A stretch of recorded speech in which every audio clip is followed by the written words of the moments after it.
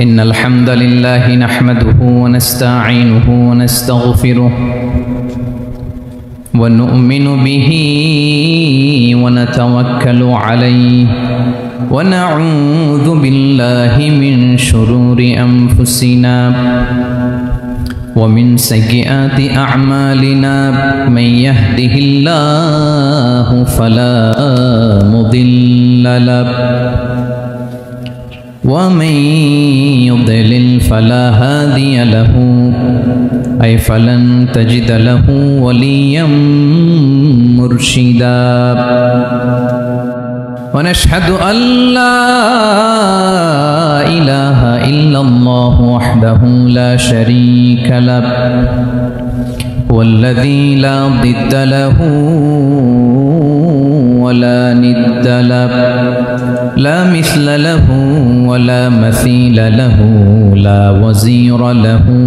ولا كفيل له لا شبه له ولا شبيه له لا ولد له ولا والد له وهو الواحد الفرد الصمد لم يلد ولم يولد ولم يكن له كفوا أحد ونشهد أن سيدنا ونبينا وحبيبنا وبشيرنا ونذيرنا وطبيبنا وطبيب قلوبنا وحبيبنا وحبيب ربنا محمدا عبد الله ورسوله أرسله بالحق بشيرا ونذيرا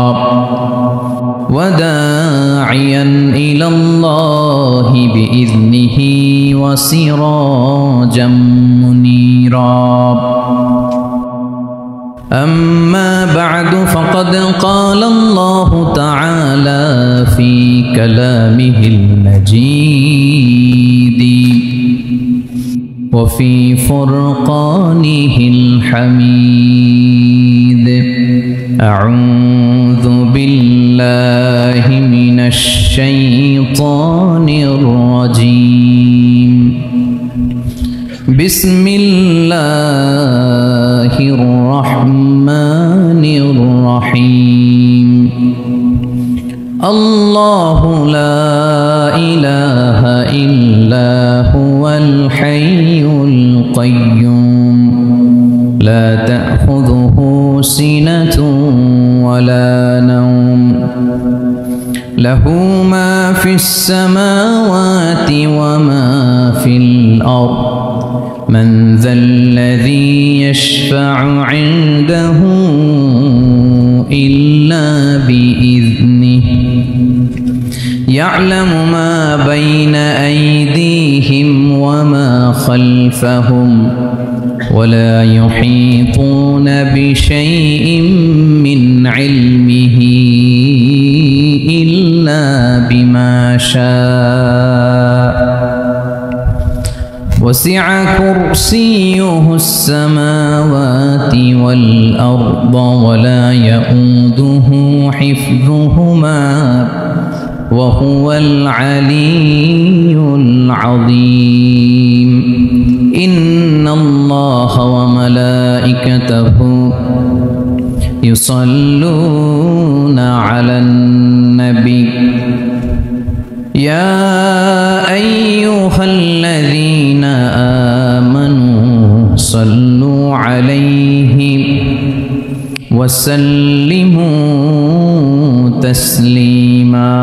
اللهم صل على محمد وعلى آل محمد كما صليت على إبراهيم وعلى آل إبراهيم إنك حميد مجيد